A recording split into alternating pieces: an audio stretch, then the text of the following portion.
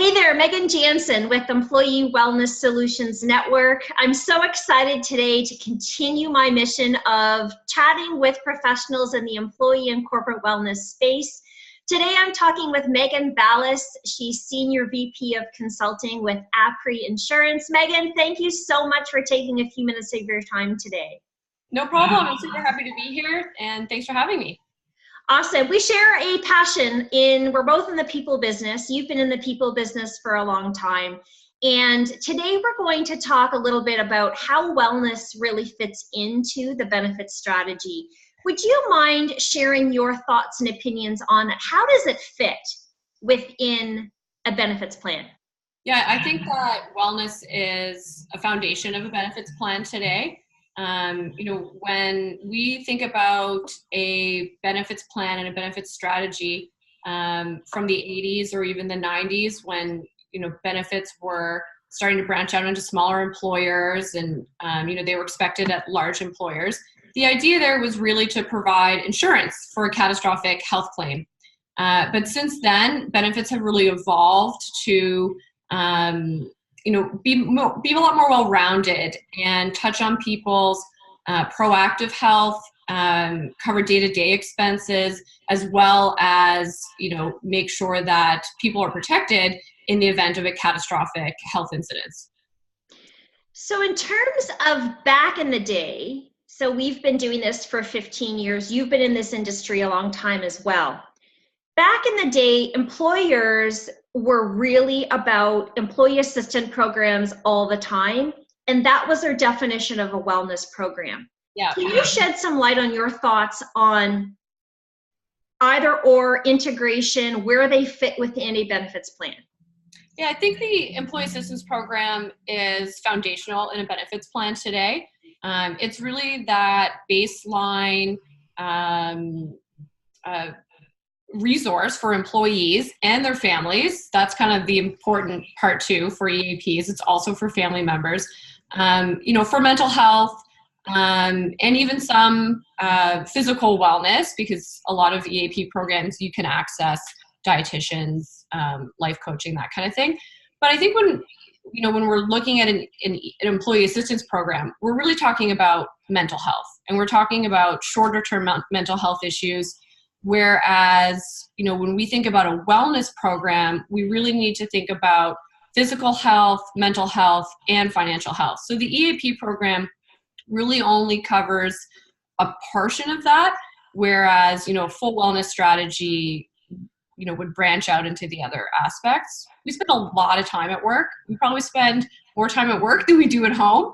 And, having a healthy workplace and having a wellness strategy for employees is really important, because if work doesn't support our health, we're doomed.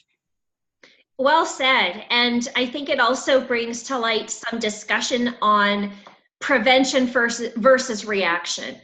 Absolutely. And nowadays we're finding in the benefits world, in the world of providing supports to employees, we're finding more discussions around the preventative side of keeping people healthy and at work versus waiting until there's a point where they're not well and then off work. What are your thoughts on the preventative reactive piece and that? Yeah, I agree. We are seeing a lot more preventative products and education coming out. You see a lot of it being driven by the insurance carriers. We've seen studies come out that show if employees just adhere to their medications better than they are.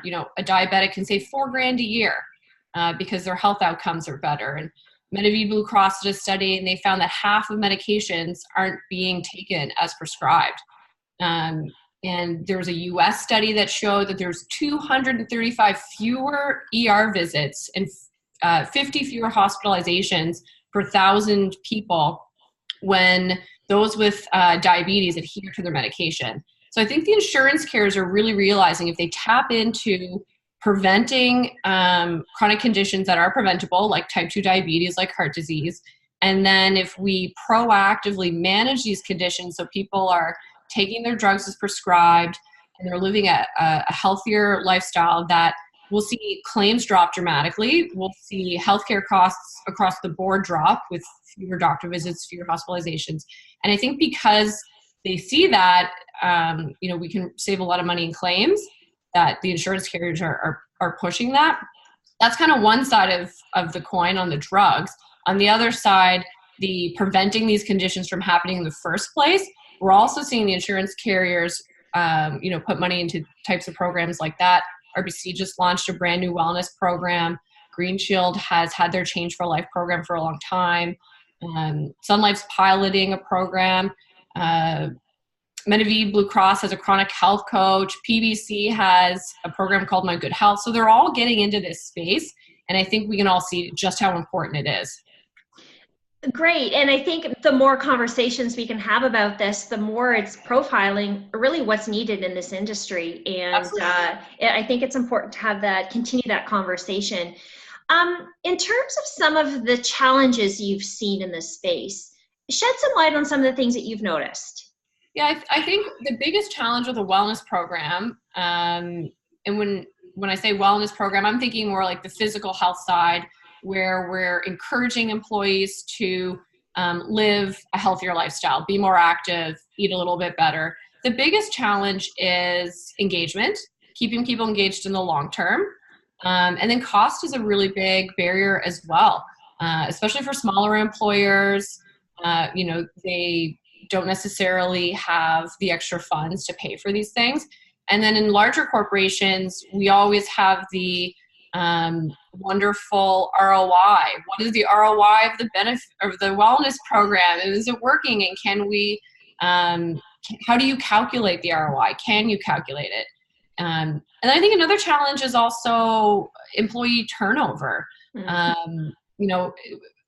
Employees are moving around from one employer to another more often. We don't have as many, people in corporations that have been there for 10, 20, 30 years. And I think that maybe employers aren't taking as good of care of their employees because we have maybe a lack of loyalty on the employee side. Excellent. You've named three really, I think, top strategies that we can all agree that can be frustrating, really, when it comes to bringing forth a wellness strategy that makes sense. Strategic approach has to be there. It has to be integrative with, all sorts of the other types of benefits plans and programs that are also in place in an organization. And it all has to kind of fit together with the best of intentions and the best of support in place.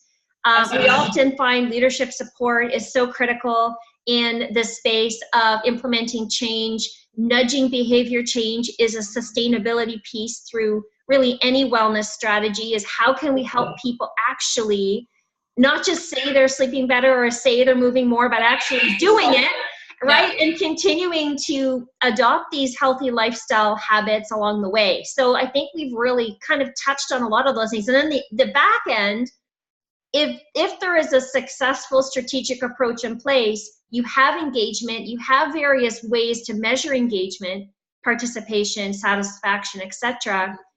On the back end, keeping track of the drug costs, the health claims, the premiums, the sick days, the things that you've talked about, you can really see how that picture can really form to be successful for that employer.